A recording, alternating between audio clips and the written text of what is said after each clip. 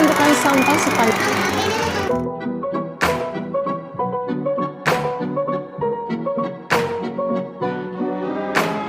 Indonesia adalah peringkat 2 sebagai penyumbang sampah tak terkelola terbanyak di dunia.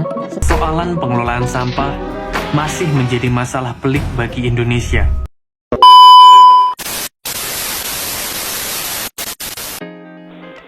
Halo semuanya, perkenalkan nama saya Christian Pranipati. Saya adalah mahasiswa Universitas Patimura, program studi statistika angkatan 2023. Di saat ini, saya akan menjelaskan pandangan iman Kristen dari sudut spiritualitas ekologi dalam menjawab permasalahan terkait sampah. Istilah ekologi untuk pertama kali digunakan oleh Ernest Haeckel, seorang murid Darwin, pada tahun 1866. Kata ekologi berasal dari bahasa Yunani, yaitu oikos, yang berarti rumah, dan logos, yang secara harfiah berarti pengetahuan atau ilmu.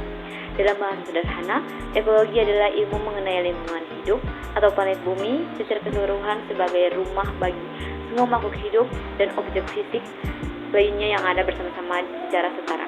Dengan demikian, spiritualitas ekologis sebagai ilmu yang mempelajari lingkungan hidup atau planet bumi sebagai rumah bagi semua makhluk hidup dan objek fisik lainnya melalui iman yang dihidupi dalam kehidupan sehari-hari berupa gaya hidup berkualitas yang terwujud dalam hidup agung, baik, dan mulia dengan Allah dan sesama makhluk hidup.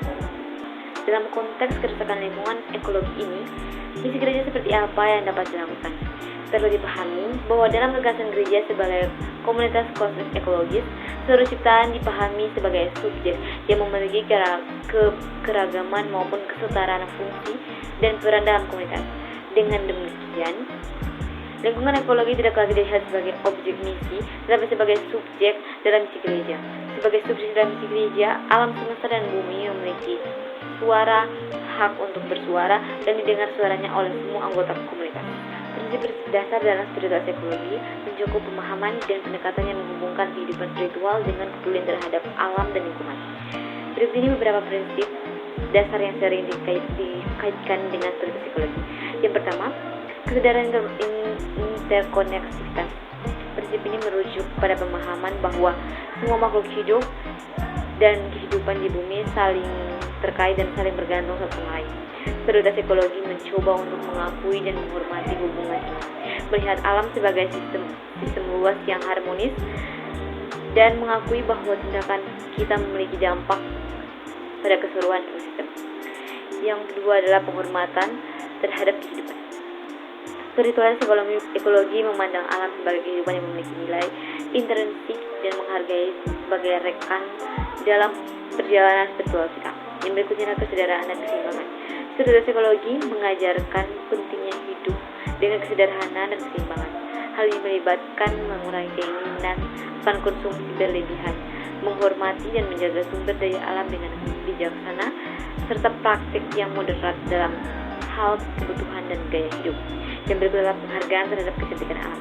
Spiritualitas ekologi mengundang untuk mengakui keindahan dan kemegahan alam, serta melihatnya sebagai ekspresi dan kehadiran ilahi untuk kekuatan yang lebih besar. Yang berikut adalah keseimbangan ekosistem. Prinsip ini menekankan pentingnya menjaga keseimbangan ekosistem dan mendukung keragaman kehidupan di bumi. Kesimpulannya, oleh karena Allah adalah kehidupan, siapa yang merusak kehidupan memusuhi Allah. Sebaliknya, siapa yang merawat kehidupan mengasihi Allah. Dengan demikian, kecintaan akan alam adalah bukti dari kecintaan akan Allah itu sendiri. Dengan meminjam sekaligus memparafrase perkataan Martin Luther, sebagai sungguhnya ekspresi perlakuan kita kepada sesama, termasuk alam, merupakan perwujudan dari ekspresi perlakuan kita terhadap Allah Sang Pencipta. Pluralisme ala Moltmann mengajarkan manusia untuk menghargai alam sebagai sesama ciptaan Allah, sekaligus sebagai perwujudan dari yang lahi itu sendiri. Dengan demikian, seluruh manusia terpanggil untuk mewujudkan panggilan hidup beriman yang syarat dengan nilai-nilai ekologis. Prinsip-prinsip dasar yang telah dipaparkan juga merujuk pada pemahaman bahwa semua makhluk hidup dalam kaitannya dengan spiritualitas ekologi mencoba untuk mengakui dan menghormati hubungan ini, melihat alam sebagai sistem luas yang harmonis dan mengakui bahwa tindakan spiritualitas ekologi memandang alam sebagai kehidupan yang memiliki nilai.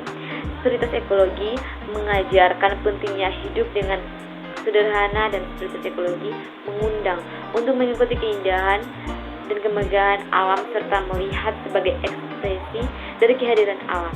Oleh karena itu, sebagai pribadi bergereja harus mampu untuk melihat alam sebagai bentuk kasih kepada Allah Sang Pencipta.